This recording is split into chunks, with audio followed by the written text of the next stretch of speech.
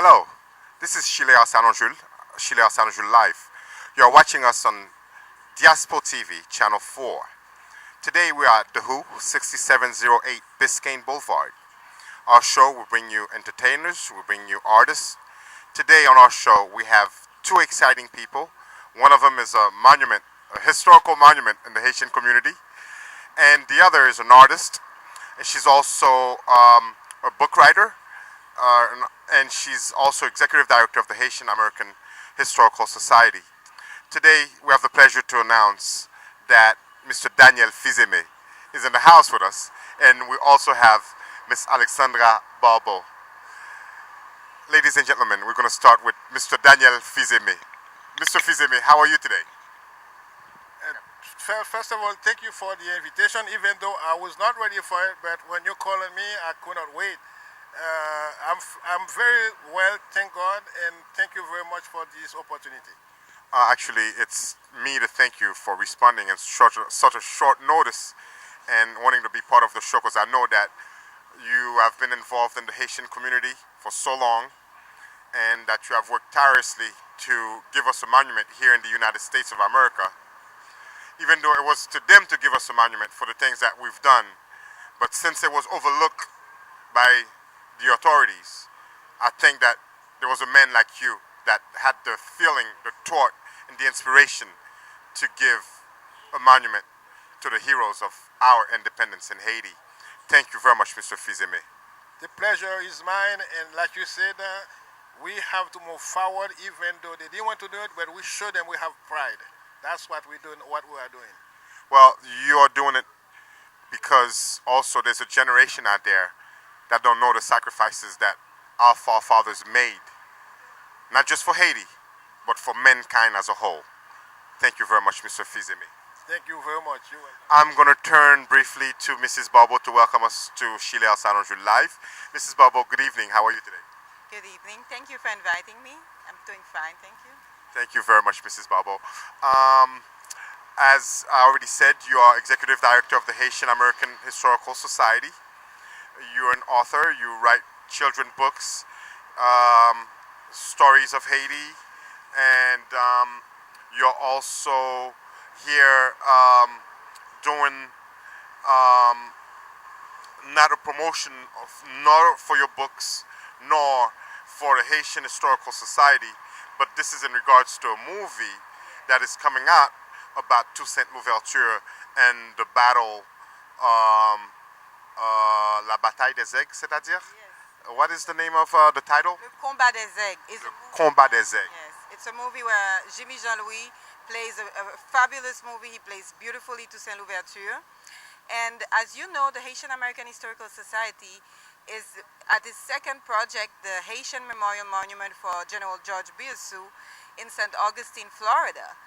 And the movie, which is an interpretation of history, shows General George Biassou being killed by Dessalines in Haiti, whereas older historians know that he was appointed as a general in the province of Florida in St. Augustine, where he died and where we are in the process of putting a monument for him. So of course it is in the mission of the Historical Society to give the right version of history.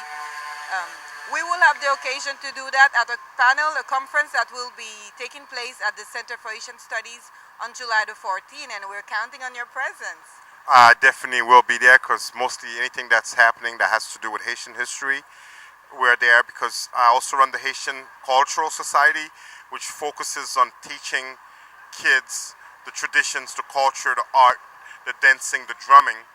And it is very unfortunate that our kids don't see or don't take pride in their culture.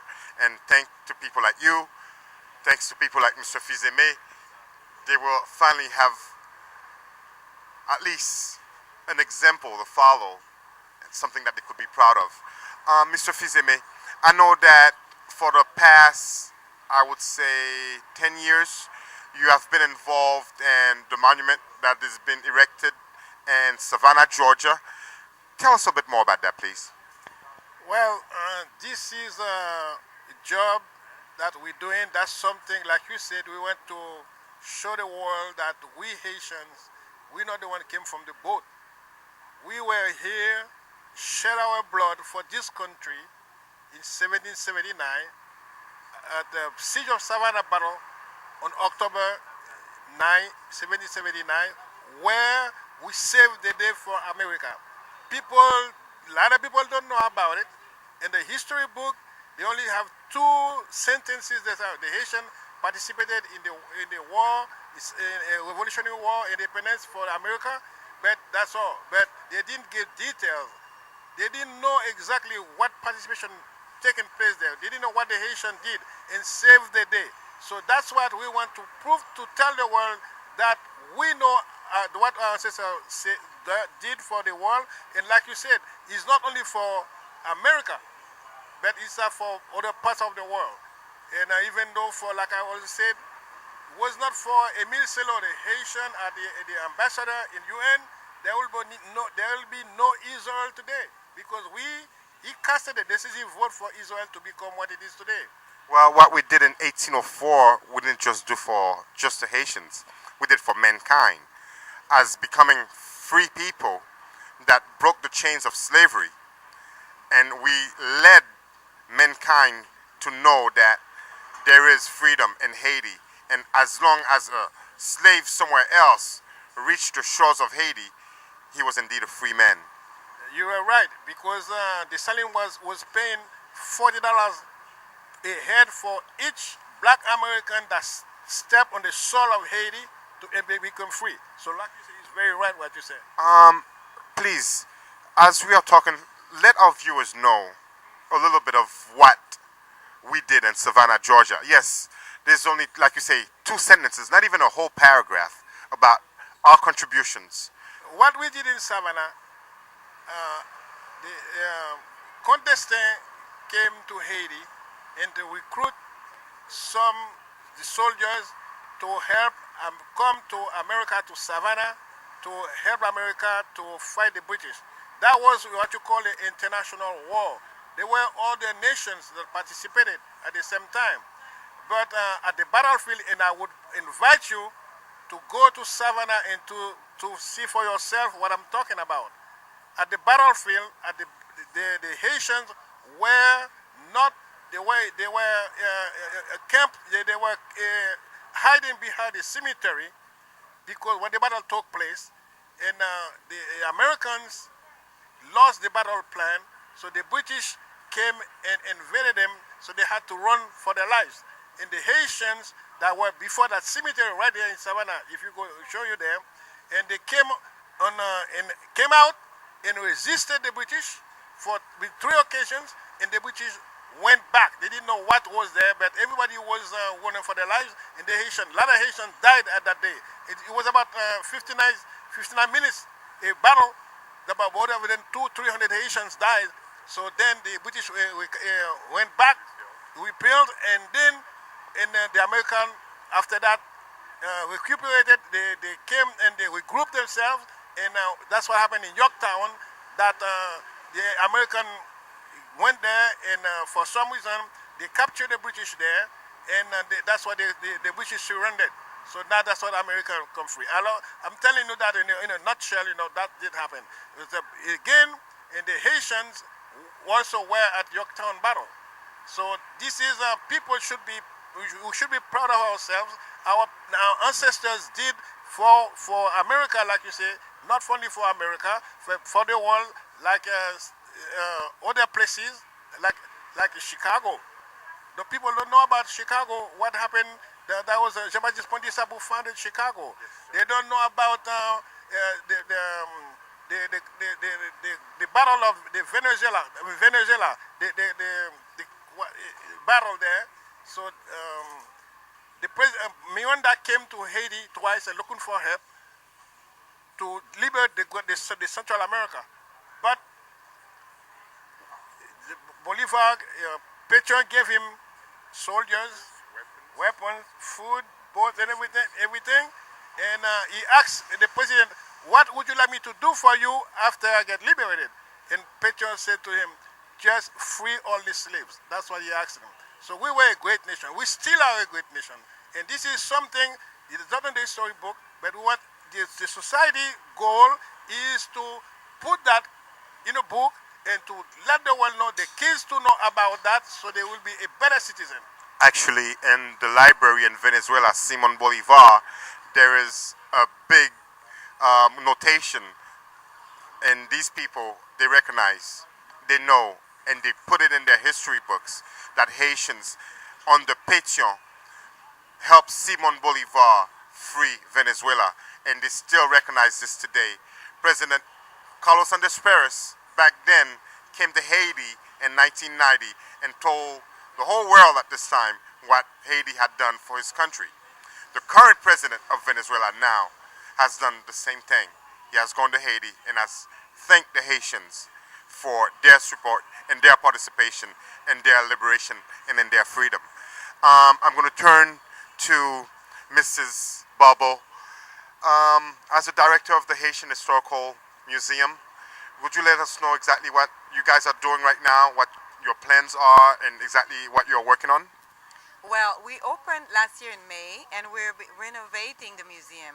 We are planning a fabulous grand opening with extraordinary Haitian historical painter. I will not reveal the name of this painter, it's a surprise, but we have a fabulous exhibit that we're planning for the grand opening. And we have wonderful programs that we have been doing, although we are being renovated. We did the art contest in the community with different schools. We also partner with the Museum of Contemporary Art for some program, and they were so gracious to donate to our winners a 1-week scholarship for a summer camp of art classes at MoCA Museum. So we're looking forward to work with the community, for the community, with the children, with the school board, and bringing quality programming that aims at teaching children, not only Haitian children, but all children, the contribution of Haitians to the Americas, but also to the world. Because directly with the Louisiana Purchase, one of the effects of the Haitian Revolution was that Napoleon was forced to sell the Louisiana territory to Jefferson, which made it possible for America to double its size without firing a gunshot. And that's an incredible thing that the revolution in Haiti was able to achieve. Also, civil rights all over the world started with Haiti. Haiti is the first black free country. Haiti and abolished slavery and made it possible for other countries to abolish slavery by importing its revolution. Bolivar, one of the conditions that Pétion made for Bolivar to assist him was that he freed all the slaves in Latin America. And civil rights as we know it today is a product of Haiti. Everywhere where there was oppression, for example, Mr. Fils-Aimé so rightly said, the vote for Israel, Haiti came and took a stand to fight for the oppressor. And that's what Haiti represents. We want our children to know that. And we are bringing that through art history, to art programs, to our art contests, and to our great outreach program. Remember that the program you're watching is made possible by the Haitian Cultural Society, by the Little Haiti Thrift and Gift Store located at 274 Northwest 54th Street, by JASPO TV, Boitla Channel 4. We would like to thank also our many viewers that are sitting here at the WHO. We'd like to thank them for coming and being part of the audience, and we also like to thank the WHO for giving us a venue where we could sit and do our interviews. And today we're interviewing Daniel Fils-Aimé and Mrs. Alexandra Barbo, which is Executive Director of the Haitian Historical Museum. Now, tell me a little bit more about you. You are an artist, you are an author, you are also a musician, right? No, actually, I am a lawyer. A lawyer. Yes, I am diplôme from the Haitian the Haitian Law School in Port-au-Prince, and I'm a member of the bar in Haiti.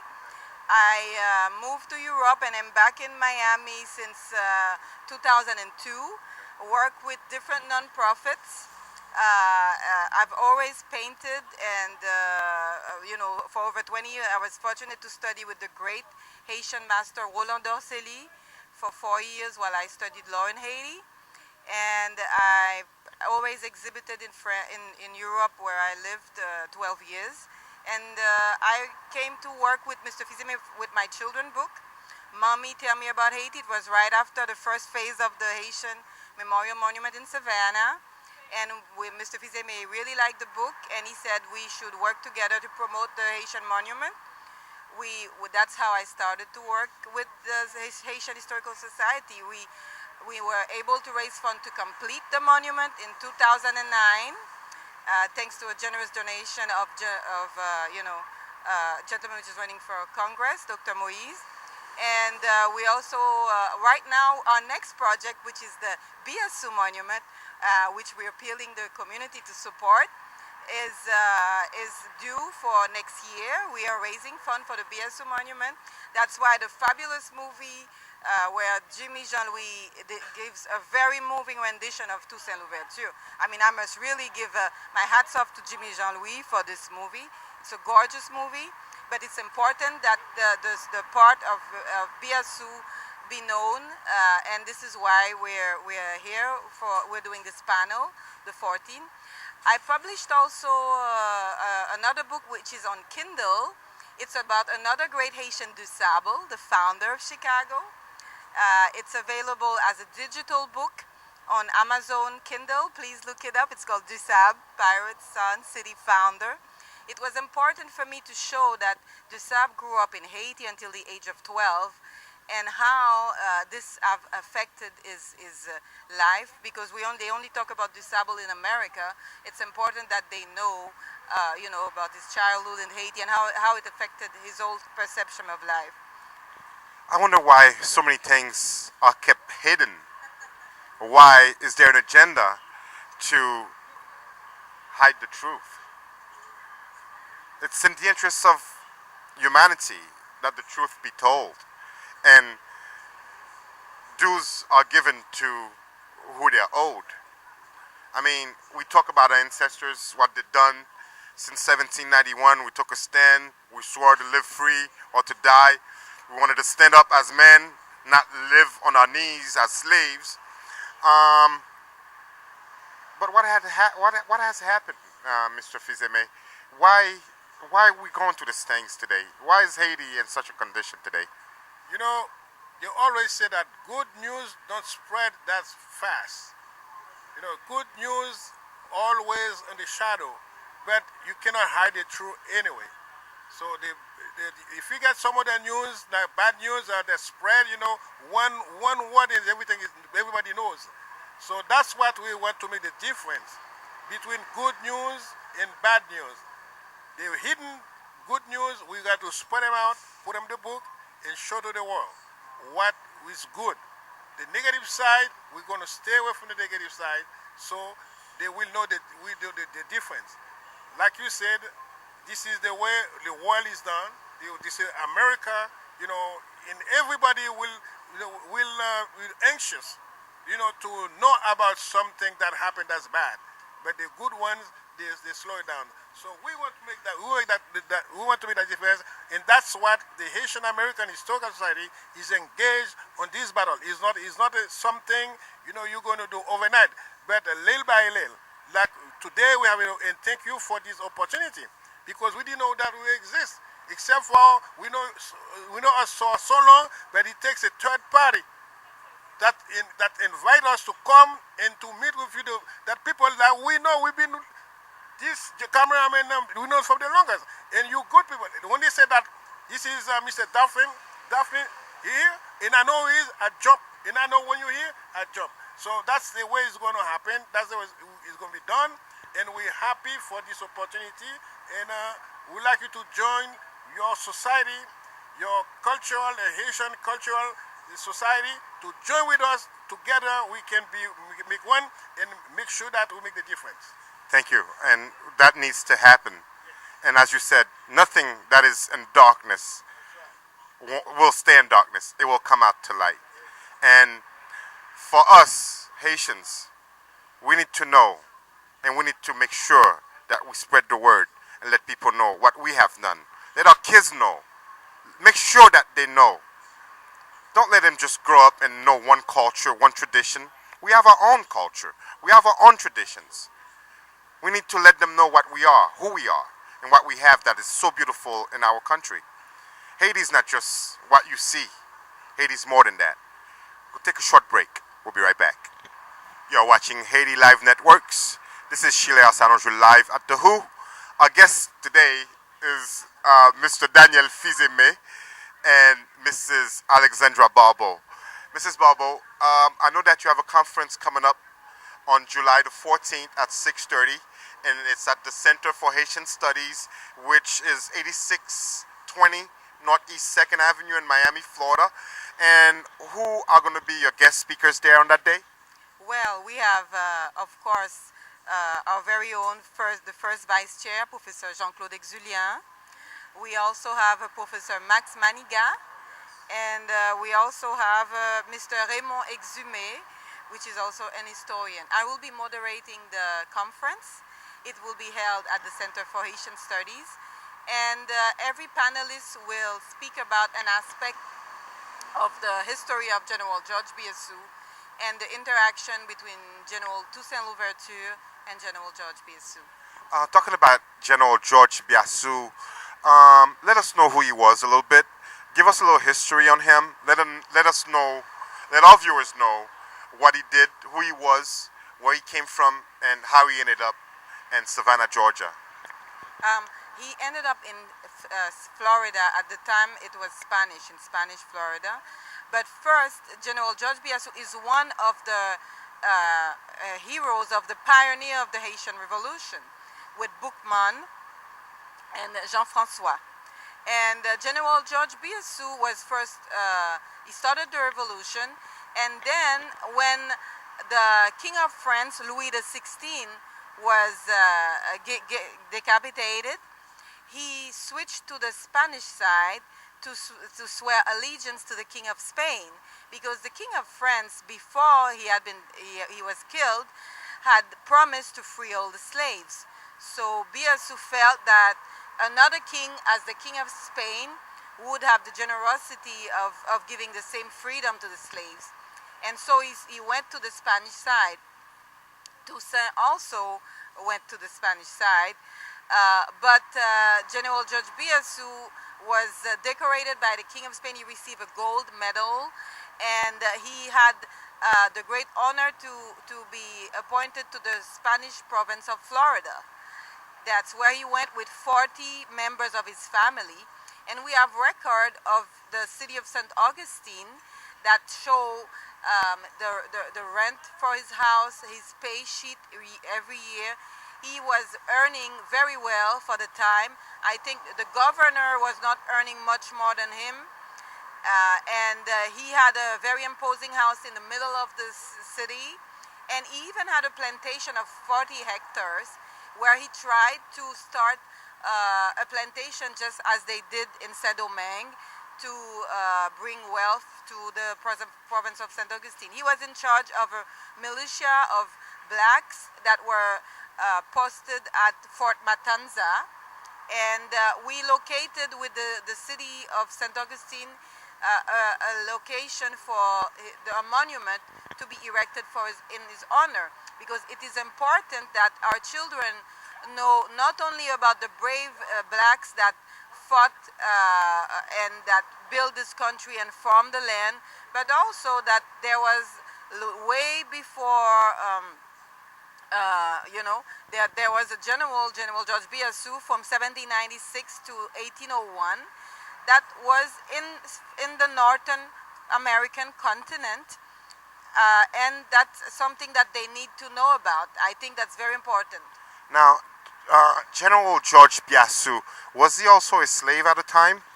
He was a slave, but he had been able through the revolution to show his valor and was appointed as a general.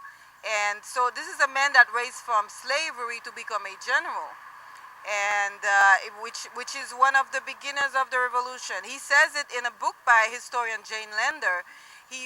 where they found letters that he wrote to the other general, where he writes to them telling them he started it all, and then the others followed. But because he disappears in the history, he did not benefit from the revolution he started. Well, he did not end that. He did end gloriously, because the people of St. Augustine did give him an important funeral as due to any general when he died. But the history of Haiti, he disappears in the books, and the general knowledge is that he died. He was killed. But I understand why the movie portrays that. But this is our mission as the Haitian American Historical Society, to tell the true side of the story, what really happened. He was right here in Florida, and our children can take a bus and drive there on a field trip and pay respect to a Haitian that had been here long before us, and that should inspire them to emulate this great man. I think it's a great idea, a field trip for our kids to go and visit those sites. This man was a slave, a Haitian slave that became general of the army. Now, a lot of historians have let history go through the cracks. They have not named people that have played key roles. I'd appreciate it if somebody could come back one day and do something on Jean-Jacques Dessalines, because they don't talk about this man much. And he has done so much in this revolution. And we need to come back and talk about Jean-Jacques Dessalines one of these days. I know it's all about Toussaint Louverture now, because he's done a lot. And we appreciate people that are honoring our ancestors. Because if we don't honor them, will our kids honor us? That's why it's important also, because in the movie they show General Dessalines shooting General Biassou. So they show a fratricide brothers killing each other, where this did not happen this way. They they parted ways, and each found their place in history. And General George Biassou was in Florida, but General Jean-Jacques Dessalines, he has his place in history that nobody can erase. He's the emperor, and he's the one that got us the revolution. So yes, we should talk about him more, and maybe that should be the subject of a next movie of Jimmy Jean-Louis. Well, not to take anything from director Jean-Louis, you've done great work, and we are just trying to correct a part of the movie that maybe is a little fiction, but we want to tell separate fiction from fact. The fact is that General Georges Biassou was not shot by General Jean-Jacques Dessalines as the movie portrays. General Georges Biassou died here in the state of Florida as a retired general from the King of Spain. Now, we'd like to take a short break. We'll be right back.